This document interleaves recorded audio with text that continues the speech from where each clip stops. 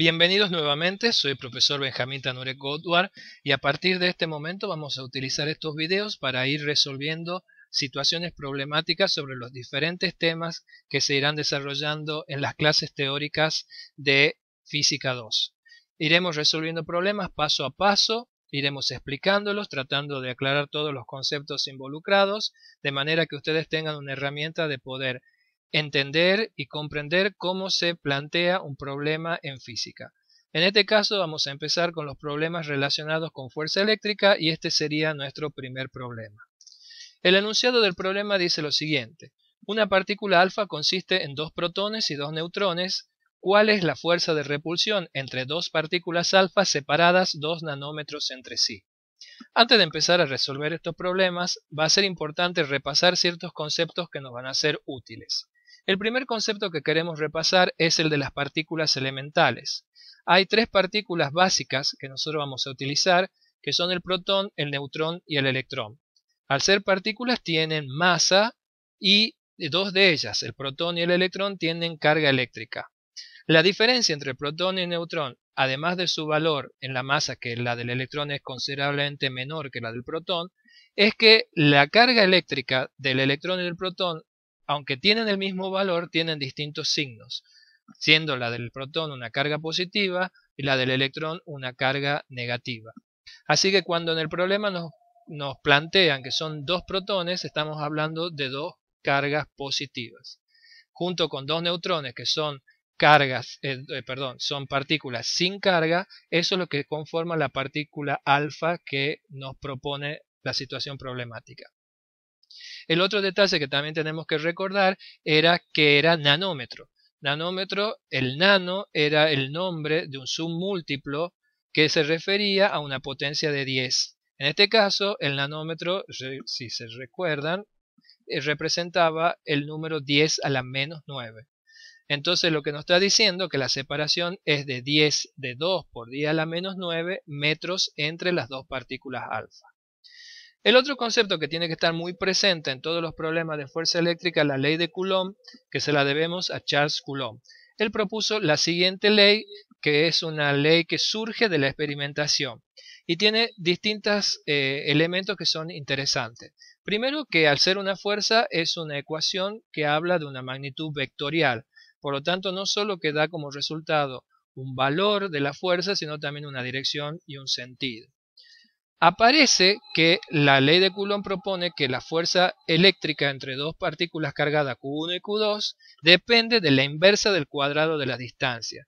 Un dato curioso es que este cuadrado que aparece en la distancia en la ecuación no es un número matemático exacto, sino que es un resultado de los experimentos. Es decir, este exponente lo obtuvo Coulomb al realizar sus distintas prácticas y en un principio no era un 2 tan exacto como aparece ahora en la ecuación.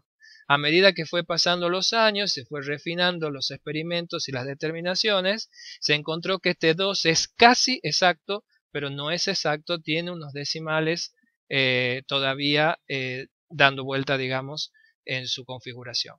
Y el otro dato curioso o interesante que hay que tener en cuenta es que aparece un versor R. Eso lo que me quiere decir es que esta fuerza que propone Coulomb, esta fuerza de interacción eléctrica, actúa en la dirección de la línea que une los dos cuerpos cargados. Es decir, la fuerza eléctrica sí o sí tiene la dirección de la línea que une los cuerpos cargados. No puede ser ni perpendicular ni formar un ángulo con esta línea, sino que tiene que estar sobre esta línea. Por supuesto, como ya se ha visto en la clase teórica, esta fuerza puede ser de atracción o repulsión dependiendo si estamos trabajando con partículas cargadas de distintos signos en la atracción o con partículas cargadas de igual signos en la repulsión.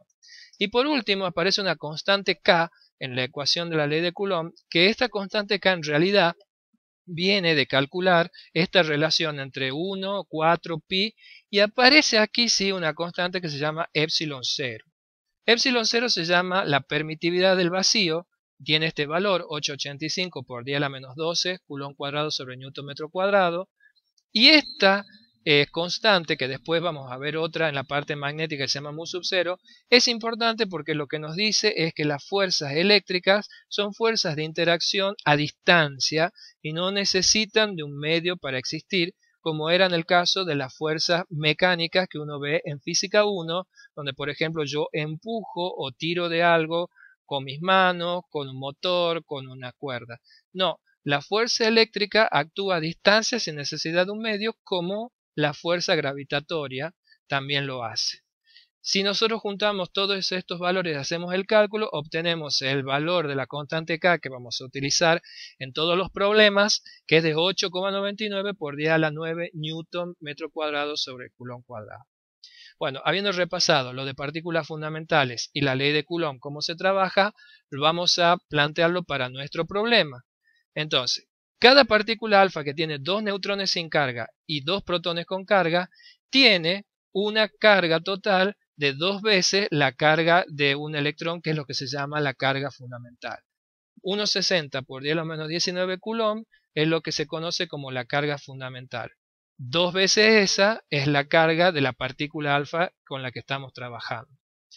Otro dato curioso, la unidad en la que se mide la carga se llama Coulomb. En algunos libros castellanizados pueden encontrarlo como coulombio, aunque no es del todo correcto porque es un apellido, pero no importa, está usado así en algunos libros de textos, y es en homenaje justamente a Charles Coulomb, el descubridor de la ecuación de su ley que lleva su nombre. Si reemplazamos todos estos valores en la ecuación de la ley de Coulomb, tenemos por un lado la constante K, y decía Coulomb que esta fuerza es el producto de la carga de un cuerpo por la carga del otro, son 2 partículas alfa, por eso aparece 2 veces la carga de una partícula alfa, dividido en la distancia al cuadrado. Como vemos acá, en este primer problema estamos calculando solo la magnitud de la fuerza y no la dirección y el sentido, aunque sabemos que es de repulsión, por ser 2 partículas que tienen el mismo signo, o sea, 2 partículas alfa por separado.